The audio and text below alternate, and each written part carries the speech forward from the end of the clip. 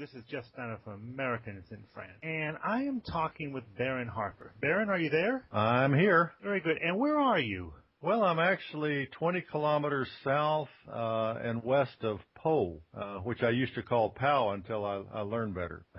It's a village which I never pronounced quite correctly. It's Les Soubs, and we're about 1 kilometer outside of the village, up a hill.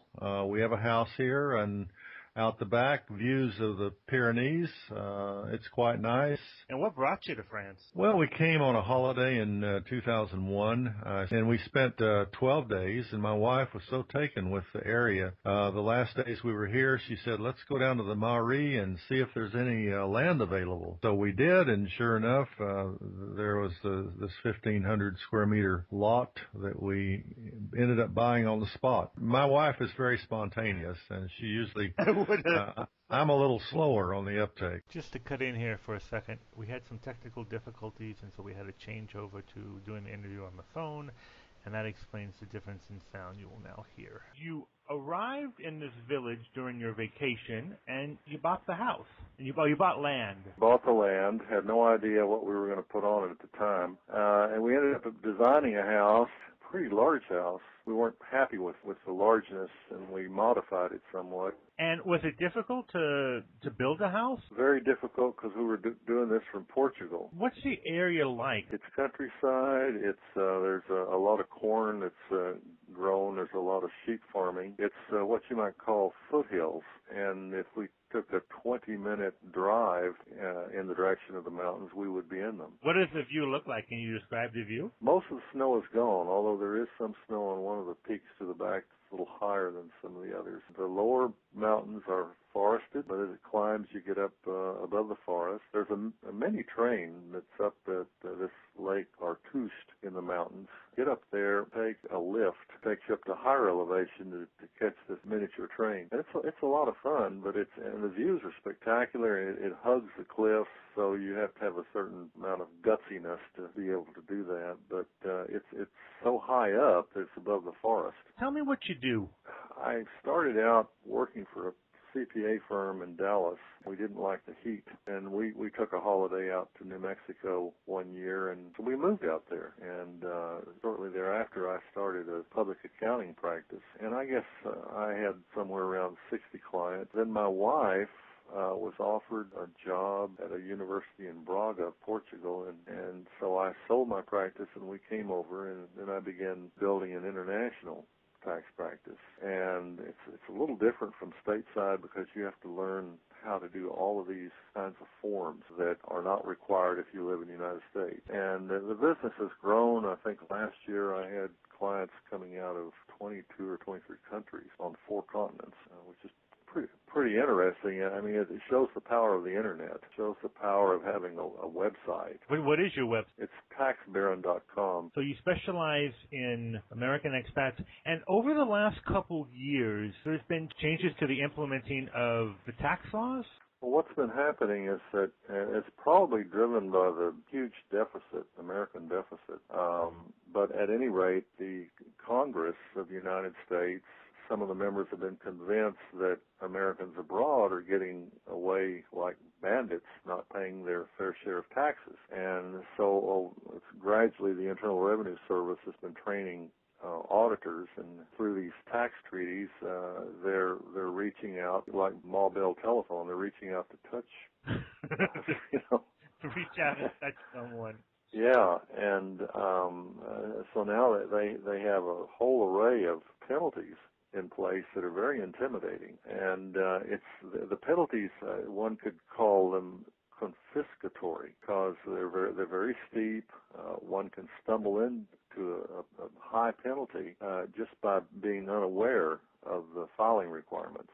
For example, there's the FBAR. That's a Foreign Banking Account Report, and it's got to be filed every year. It's due by June 30th in Detroit, Michigan at the United States Treasury. And as anybody who lives stateside knows that when you file a tax return, the IRS accepts the postmark, but here overseas they don't. So one is up against the issue of, well, if I mail it 10 days ahead of time, do they get it? by the due date. Is that for the F-bar or Anything that you're filing stateside, you don't have the certainty of the postmark. If I have a couple of weeks in advance of the due date, I always register what I send to the IRS. Always do that. I mean, you send it registered mail? Yes. So anyway, I get back to the F-bar. It applied to any U.S. person, and if the foreign account or accounts of the holder had in the aggregate over $10,000 in the previous year, then the F-bar has to be filed. And I think it's a very intrusive form. It's been around for quite a number of years. Originally, the intent was to try to monitor money laundering. But I think this thing has turned into sort of an indirect witch hunt in terms of trying to find tax evaders. Right. And when you say the aggregate, 10,000 the aggregate, that means if you had two accounts that had 5,000 or the equivalent of 5,000 US dollars in them, then you would have to file. You'd have to file, that's right. And you have to, of course, convert the foreign currency into dollars. And I don't know, since 10 years now, the Euro's been stronger than the dollar, and so you can have a little bit in several accounts and not realize that you have to file unless and until you make the conversion from euros to dollars. The equivalent of $10,000 in numerous banks, I mean, adding up, you have to tell them about each one. It's very tedious. It's an exercise in going back, as you say, trying to remember these little accounts and then trying to trace out what was the maximum balance. How important is that? Well, they say it's very important.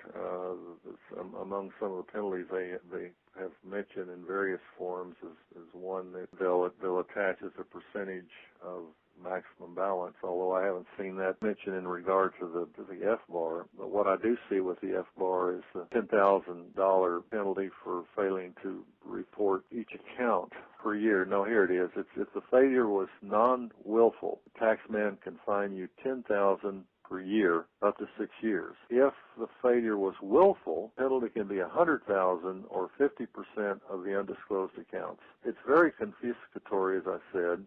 They do say in the instructions, on the last page of the instructions to the F-bar, and I'm quoting, if there is a reasonable cause for the failure to have filed those F-bars of the past, and the balance in the account is properly reported, that's the maximum balance, no penalty will be imposed. And I have people that come out of the woodworks all the time that haven't filed tax returns or F-bars. And it's always this business of going back on the F-bars for the current and 5 previous years. And then there has to be a letter prepared that basically says, hey, I didn't know I was supposed to do this. I only found out through da-da-da-da, which is showing that the failure was non-willful, and that now I'm, with the help of ABC accounting firm, I'm bringing myself into compliance. I have not been notified by the Internal Revenue Service to file these forms, nor to file my tax return. And that's a very important thing to say, because once the IRS comes after you, then you're vulnerable to being penalized. One of the ironies in all of this is that I've been doing these back F-bars for a decade and never had a client penalized. But yet the IRS itself, from 2009 now, has had 3 different occasions coming, encouraging people to voluntarily come into compliance by signing up within one of their forgiveness systems. The thing is that people that do that are definitely penalized. I had a fellow in France come to me last year who was already in the program, and in the reporting process, he was basically penalized 20% of the highest balance of an account. Yeah, that's a thing. When getting back to this letter, it's important to also say that all of the interest has been reported on or is being reported on the tax returns from interest-bearing accounts. Or if there's a special situation like you've mentioned with a house sale that's resulted in an inflated balance, then I usually say that in the letter, because these people have their sniffer dogs out. And now the new form is... Just to cut in here again, he's talking about the fat FATCA, the Foreign Account Tax Compliance Act. And this darn thing is two-headed. One is it's imposing on foreign financial institutions to tattle on Americans that have accounts. And this is the problem with that is that it may result in Americans finding their accounts closed because foreign financial institutions won't put up with that. But it remains to be seen how that's going to unfold because it's still a new deal. But the other side of this thing is that the filer, the American that's overseas, has to fill out this form, and it must accompany the tax return. What it does, in a way, it's similar to the FBAR because you're reporting foreign financial investment. Not similar to the FBAR in that on the second page of that form, it's asking you to list the earnings that have been generated off of those accounts. American Citizens Abroad, the association, and I've talked with some people there, the FATCA is very difficult to understand. Right now, what is the limit? Depends whether you're living abroad or you're living stateside, in either case having foreign financial assets. The first thing to understand about this thing are the specified foreign financial assets. What are those? And basically, they are financial accounts maintained by a foreign financial institution. They are foreign financial assets held for investment, and under that heading comes stock or securities issued by someone other than a U.S. person, any interest in a foreign entity, or any financial instrument or contract that has an issuer or counterparty that is not a U.S. citizen. So if the specified individual, which comes back again to U.S. citizen, a deemed resident, U.S. resident, then if those criteria exist and the individual has a specified foreign financial asset, then we have to come to the reporting threshold. And if a person is married or single, living abroad, and not filing a joint tax return, then the specified foreign financial assets more than $200,000 on the last day of the tax year, or more than $300,000 at any time during the tax year, would apply to that person being required to file that thing. Now, if he's filing a joint tax return, those numbers, 200,000, 300,000, become 400,000 and 600,000. Does that include a house? No, it does not. But if you're not living abroad, then those thresholds are much lower. Let's just talk about generally filing your tax. If I'm an American and I live overseas, I pay taxes locally, I pay all my taxes locally, why should I file a tax return with the United States government? There's a couple of things. One is that there's a threshold for filing. If your income is below that threshold, you don't have to file, and it depends on your filing status. Depending on what filing status is will determine if you have to file a return. So I don't have those numbers in front of me, but for example, married filing separate is for 2011 is $3,700. If you had taxable income below that level in whatever your local currency is, you would not have to file a U.S. tax. That's right. Now, married filing joint, I have it here. If you're under 65, is $19,000. It's a big difference. Head of household, $12,200, and then a single person is $9,500. So if any of these thresholds apply, or by the income level is below, then there's no filing requirement. But on the other hand, the error that people make is they'll say, well, gee, I made equivalent of $80,000 in salary and it was all excluded by the foreign earned income exclusion, so therefore I'm below the threshold. Not true, because the $80,000 counts. The IRS at a seminar some years back, we asked that question, and the agent told us that if you don't file and we catch up to you, then we can deny you the foreign earned income exclusion, tax you on that income. And I've actually seen that happen. Really? Yeah, I've actually seen that happen. So if I'm an American citizen, wherever I live, I have to tell Uncle Sam how much money I made. Yeah, you're stuck. And if you're a deemed U.S. resident, I use that word deemed because that's going back to the green card holder. Right. They're under the same obligation. Basically, there's the tax credit that you won't have to pay, right? I mean, if I made $80,000, the equivalent of $80,000 U.S. dollars, I'm not going to pay anything to Uncle Sam, right? Right, right. That's what, $96,000 or $92,000? Last year for 2011 it was $92,900.